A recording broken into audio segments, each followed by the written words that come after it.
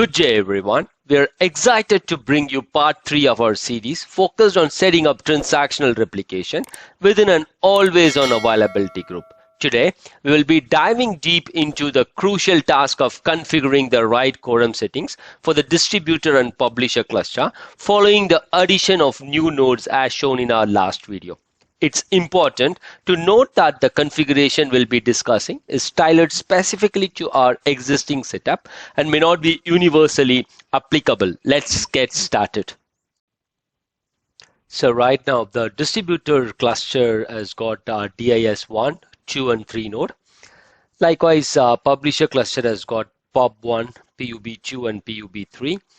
And the subscriber cluster has got SUB1 and SUB2. Yeah. So now what I'm going to do is for distributor, publisher, and the subscriber cluster, I'm going to configure the quorum settings. Okay. So let's first go to the DIS1, that is DIS1, and what we'll do is right click on the cluster here and then click on more actions, and then let's click on configure cluster quorum settings. Yeah. Before configuring further, let's look at the environment again, and if you look at it here, the always on availability group that we will be utilizing for the whole setup here, let it be distributor, publisher, or the subscriber, we don't have automatic failover anywhere. Yeah, so it's all going to be manual failover. In case if this one goes down, or let's say the primary replica on any of these servers goes down, there is no way it is going to fail over onto the secondary node automatically, because the primary data center, secondary data center, and tertiary data center are all geographically separated. Yeah, it is more than several thousand kilometers. Each of these data centers are separated, so there is no way we'll be able to go with synchronous replica real time. Yeah, so in this case, right now we have it as configured as asynchronous. And there is no way we are going to do an automatic failover.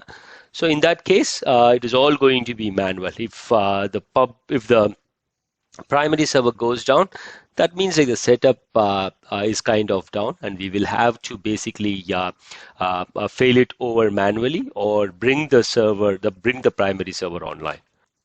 Keeping this in mind, what I'm going to do is I'm going to configure the quorum here. So if you look at here, what we are able to see is we have these options here, which basically tells use default quorum configuration. Second one is select the quorum witness, and third one is advanced quorum configuration. So now what I'm going to do, I'm going to select this one, advanced quorum configurations, and click on next. And then what I'm going to do is I'm going to select all the 3 nodes. It's kind of a node majority quorum here. Not a kind of, it is basically node majority quorum setting that I'm going to do. Yeah, and let's click on next here. So here, what I'm going to do is I'm not going to select any of these. I'm going to go with the node majority with odd number of votes, and then going to click on next. And then let's click on next here. And we are getting a message that you have successfully configured the quorum settings for the cluster. Yeah, so this is completed now. So I'm going to click on finish. Likewise, I'm going to do the same thing for publisher cluster also. Right click, go to more action here, configure cluster quorum settings, and then click on next here. And then I'm going to use advanced quorum configuration, and then I'm going to select the nodes here and then click on next. And then I'm not going to configure any quorum witness. Yeah, let's click on next, and then I'm going to click on next, and we can see here that the quorum has been configured fine here as well. Okay, now on the subscriber server, what I'm going to do is I'm going to open the cluster configuration, cluster administrator. So the thing here is like as far as the subscriber cluster is concerned, we just have two nodes here. Yeah? Normally, it is always advisable to have odd number of votes, but in my case, since everything is going to be manual, no way I'm going to employ automatic failover. Even during a test failover, I'll be changing the commit mode on the always on availability group to say synchronous, but I'll not be leaving it to perform an automatic failover once the testing is completed. Yeah. So here also, what I'm going to do, I'm going to use the same setting as uh, uh, the distributor and the publisher is concerned. Yeah. Again, this is specifically for this setting that I'm using. So please don't generalize this and use it everywhere.